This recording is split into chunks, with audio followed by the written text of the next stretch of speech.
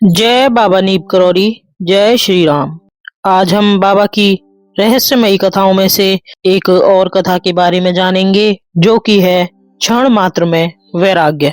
सन 1949 में महाराज जी 9 भक्तों के साथ नैनीताल के काशीपुर गए और वहां श्री किशन चौबे के घर पर ठहरे। इस यात्रा का वर्णन विविध लीला के प्रकरण में किया गया है। वहां से लौटते समय नामालूम किस मौज मस्ती में महाराज जी कस्बे के बाहर एक धूली धूसरित मार्ग पर चल पड़े, यानी कि धूल मिट्टी वाले रास्ते पर चल पड़े। उसी मार्ग में सामने दूसरी ओर से गधों पर मिट्टी के बर्तन लादे हुए कुम्हारों की एक टोली चली आ रही थी। उनमें एक युवा कुम्हार था जो हाथ में हुक्का लिए धुआं उड़ाता हुआ बाबा के पास से जा रहा था।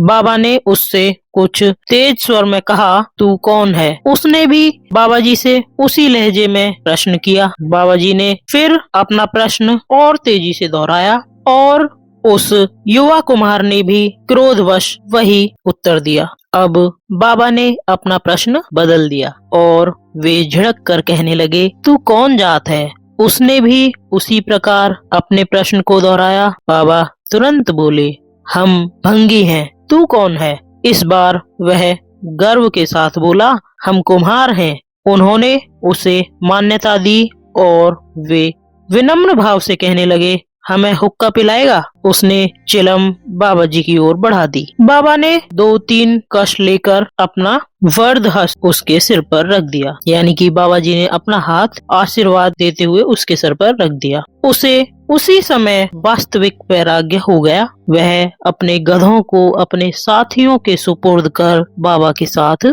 चल दिया। वे पास में श्री राधे श्याम जी के बगीचे में गए। वहां बाबा के आदेश से उसने कुएं के जल से स्नान किया। बाबा ने उसे साधुओं के से वस्त्र दिलवाए और एक माला और जाप मंत्र देकर उसे साधु बना दिया। उसी बगीचे में कुछ समय के लिए उसके खाने और रहने का प्रबंध कर और उसे बाद में बद्रीनाथ जाने का आदेश देकर बाबा वहां से चल दिए। तो यह जो कहानी थी, यह थी क्षण मात्र में वैराग्य की। महाराज जी की रहस्यमयी कथाओं के लिए जुड़े रहिए, देखते रहिए। हमारे चैनल को लाइक और सब्सक्राइब करना ना भूलें। जय बाबा नीब करौरी। जय श्री राम।